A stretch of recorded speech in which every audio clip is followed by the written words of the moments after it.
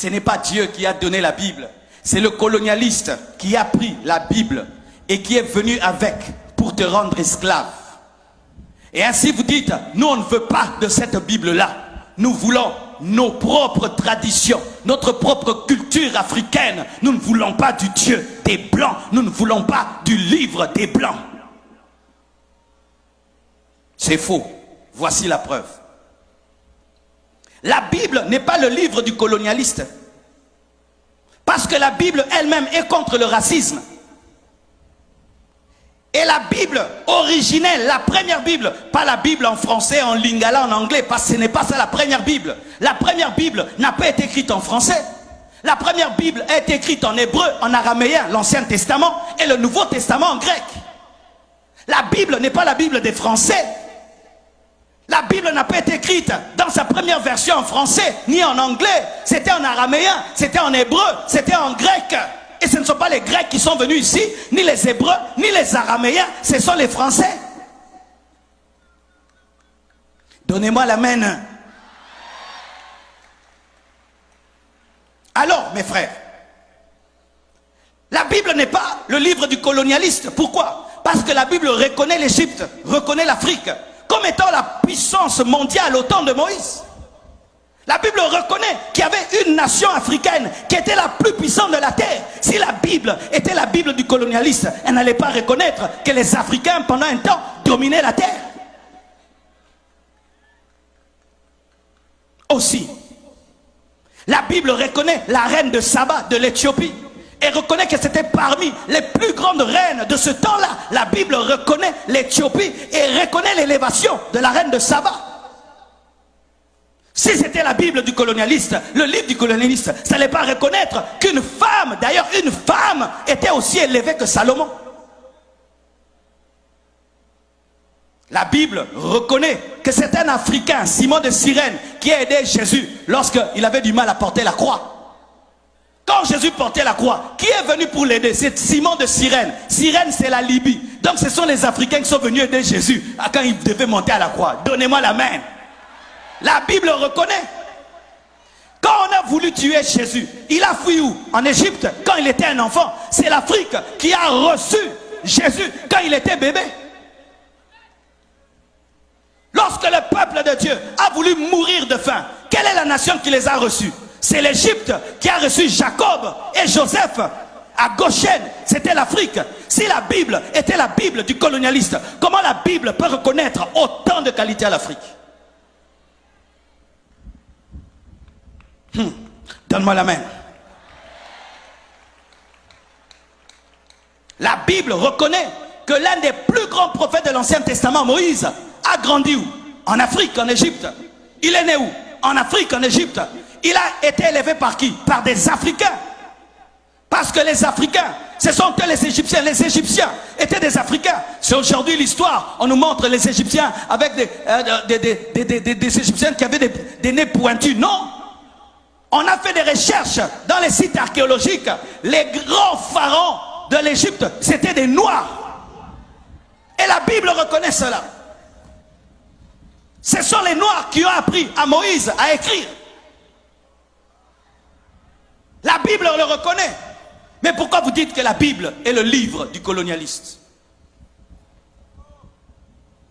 Lorsque maintenant nous-mêmes, nous sommes venus lire, nous sommes rendus compte que c'est vrai, dites c'est vrai. Les colonisateurs ont utilisé la Bible pour dominer le noir. Mais ce n'est pas parce qu'ils ont utilisé la Bible que c'est leur Bible. Ce n'est pas parce que je prends un couteau, je te tue avec, que ça devient mon couteau. Je l'ai mal utilisé. Il était fait pour préparer, moi je l'ai utilisé pour tuer. Est-ce que je vais jeter un couteau parce que le couteau a tué quelqu'un alors qu'à la base on l'a utilisé pour préparer? Est-ce que je vais arrêter d'utiliser l'électricité parce qu'un frère ici a touché et il est mort? Il a mal approché l'électricité et il est mort. Mais ce n'est pas que l'électricité est mauvaise. Les colonisateurs qui ont mal utilisé la Bible, c'était des chrétiens qui avaient abandonné Dieu et des faux serviteurs de Dieu.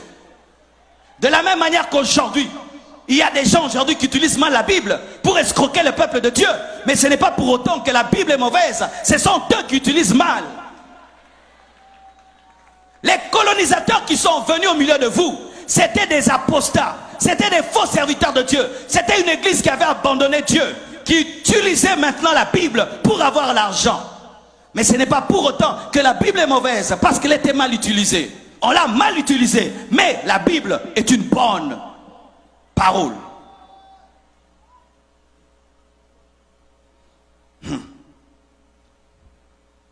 Mes frères et sœurs, une vraie église n'encourage jamais la méchanceté. Pourquoi on dit toujours que la Bible, c'est le livre des colonisateurs? Mais on ne parle pas de Martin Luther King. Martin Luther King aussi utilisait la Bible. C'était un pasteur, mais il a utilisé la Bible contre le racisme. Et aujourd'hui, on a eu un Barack Obama qui est devenu président des États-Unis. C'est la Bible qui a fait qu'il y ait la fin de la ségrégation raciale aux États-Unis. C'était la Bible. Comment la Bible peut être une Bible des colonisateurs alors que Jésus lui-même est né lorsque Israël était colonisé par les Romains? Jésus est né dans la colonisation. Il a trouvé la colonisation. Les Romains dominaient les Juifs. Comment il peut encourager cela? Quand tu as des forteresses dans ta tête, quand on prêche comme ça, ah, il est venu nous prêcher encore le Dieu des Blancs, les dieux des Blancs, les dieux de Blancs. La Bible là, elle a été utilisée pour nous dominer. Frère, il y a des gens qui mélangent mal la nourriture et puis qui s'empoisonnent. Est-ce que tu arrêtes de manger pour autant? Qui arrête de manger parce que quelqu'un a mélangé une nourriture avec une autre qui l'a empoisonné? Tu dis non, il n'a pas bien mangé, mais la nourriture est bonne, mais lui n'a pas bien mangé. Ce n'est pas parce que quelqu'un a mal utilisé la Bible que la Bible est mauvaise.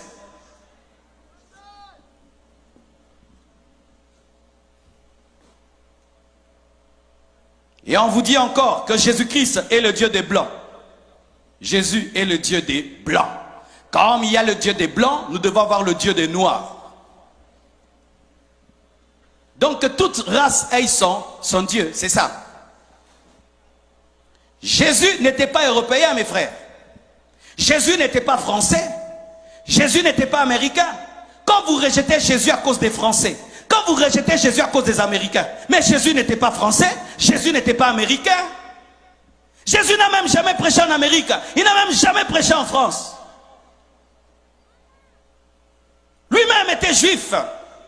Lui-même est né dans une nation occupée, colonisée par les Romains. Comment est-ce que Jésus-Christ va encourager le colonialisme? Et même s'il avait une peau claire, sachez que son sang était aussi rouge que le sang des Africains. Alléluia. Le sang de Jésus-Christ était rouge, rouge comme ton sang, comme le mien. Sinon aussi, que les Américains aient leur Dieu, les Japonais aient leur Dieu, les Chinois aient leur Dieu. Comme Jésus est juif, alors nous ne voulons pas du Dieu des Juifs, nous voulons le Dieu des Chinois, nous voulons le Dieu des Américains, le Dieu des Français. Mais la Bible nous dit, dans Jean 3,16, car Dieu a tant aimé le monde qu'il a donné son Fils unique, afin que quiconque croit en lui, Jésus est venu pour toutes les nations, pour tout le monde, pour toutes les langues et pour toutes les races. Il devait naître quelque part, oui, il devait naître quelque part, mais sa mission n'était pas de rester là où il était né, il devait se répandre dans le monde entier. Mais ce n'est pas parce qu'il est né quelque part qu'il est le Dieu que de ces gens-là. Je suis du Congo et aujourd'hui j'appartiens au monde entier. Je suis ici en Haïti en train de vous bénir. Est-ce que ma prédication c'est la prédication des Congolais? Mais je suis né où? Au Congo. Mais là celui qui vous prêche, est-ce que c'est un Haïtien? N'est-ce pas que ça vous bénit? Et vous pensez que Jésus ne peut pas vous bénir plus que Marcelo? Parce qu'il n'est pas né en Haïti et il est né en Israël. Vous croyez cela? La naissance ne détermine pas à qui tu appartiens, mais c'est ton message et ta vision qui détermine à qui tu appartiens. Jésus n'est pas le Dieu des Blancs, il est le Dieu de tous les hommes sur la terre.